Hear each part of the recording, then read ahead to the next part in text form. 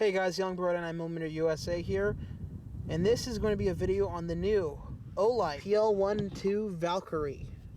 This is the new, refined, and upgraded version of the original PL-1 Weapon Light offered by Olight. So here it is. It's very nice. It's on my Walther PPQ in .40 caliber right now. So real quick, let's go over some of the specifications of this flashlight. This weapon light utilizes a single CR123 battery with an output of 450 lumens, so that's pretty excellent. How the flashlight works is pretty simple. It is fully ambidextrous in its operation. There is no difference from using it as a left-handed shooter or a right-handed shooter, because the switch is the same on both sides of the light. So I use the flashlight as you can press forward on the switch, or you can press on the side of the switch. It is the same on both sides of the light. To activate the light for instant on, you just press and release the switch. For momentary on, you just press and hold and release. It's very simple in operation, which is fantastic. But anyways, you guys, let's not talk about how this light has performed. To be honest, it hasn't been good. There is the possibility that this weapon-mounted light offered by Olight, the PL-1 II, caused the damage you see here. Okay. Check out this footage. Alright, so what we've got here is the Walther PPQ M2 in .40 caliber with the Olight PL-1 II Valkyrie. The reason why I chose to use this pistol in this video with this flashlight is because I want to see if this flashlight is durable. As you guys may know, the .40 caliber is not an easy round on guns or frames, or I'm going to assume also lights. So we're going to be using this. We're going to be shooting numerous rounds, almost 100 rounds in this video possibly. And we're going to see how this goes. We're going to shoot some carry rounds. So we're going to see how durable this flashlight is right now. Gonna start out with some momentary on. Okay.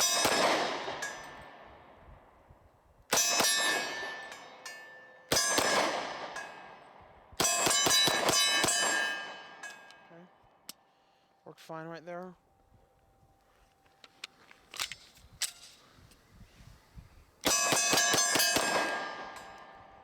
Guess it didn't work out too well. It flew off your pistol.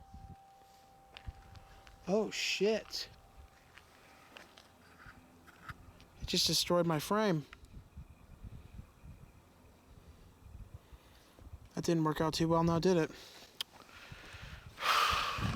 So yeah, the concussion of the .40 caliber rounds coming out of this handgun appears to have caused this flashlight to put too much stress on the frame as far as the first Picatinny rail section, because of the design of this steel lever locking mechanism.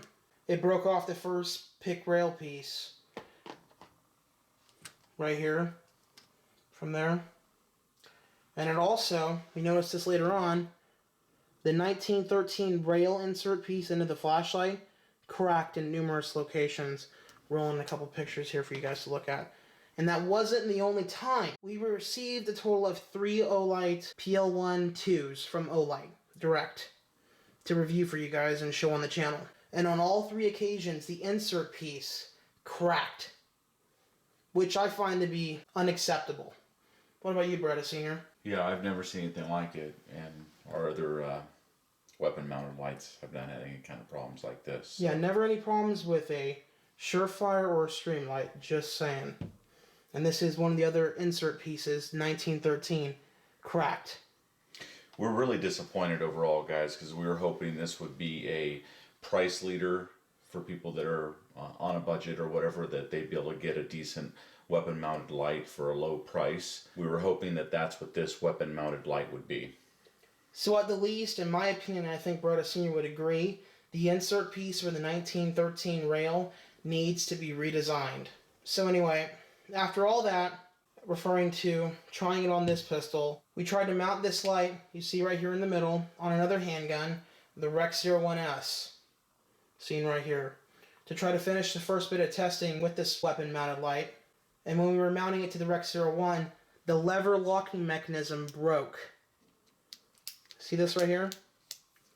That's the lever locking mechanism. Doesn't that just seem like a wonderful design too?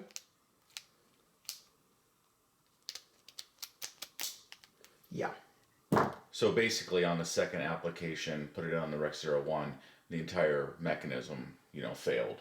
Yeah, broke. So we were done at that point. And we did contact Olight, and they were kind enough to send out 2 more examples to take place of the one that failed.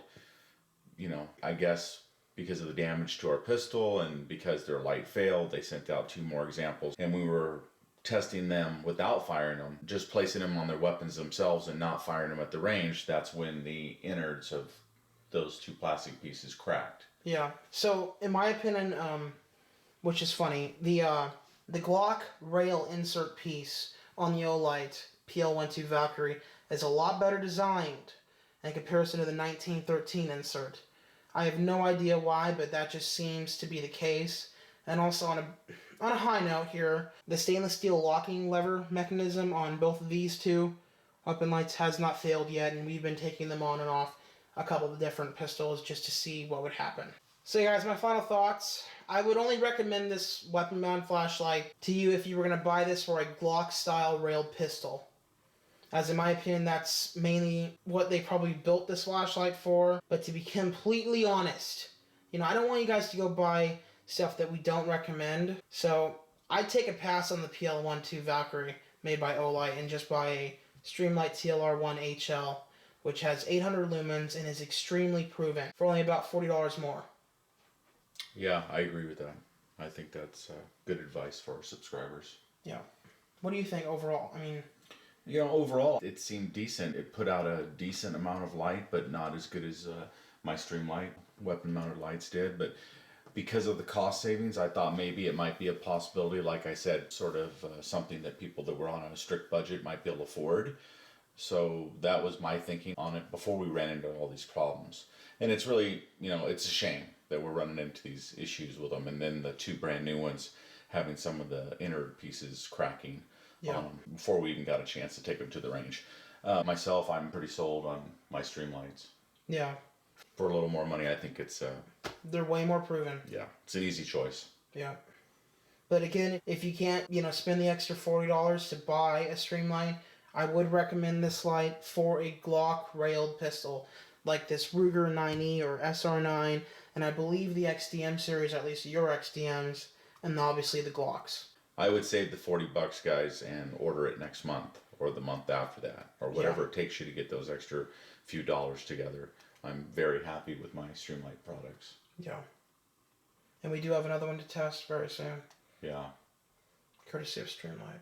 It's very, very impressive. Alright guys, thanks for watching the video. Remember to like, share, and subscribe to our channel here on YouTube, Beretta 9mm USA, for more guns and gear videos coming up in the future.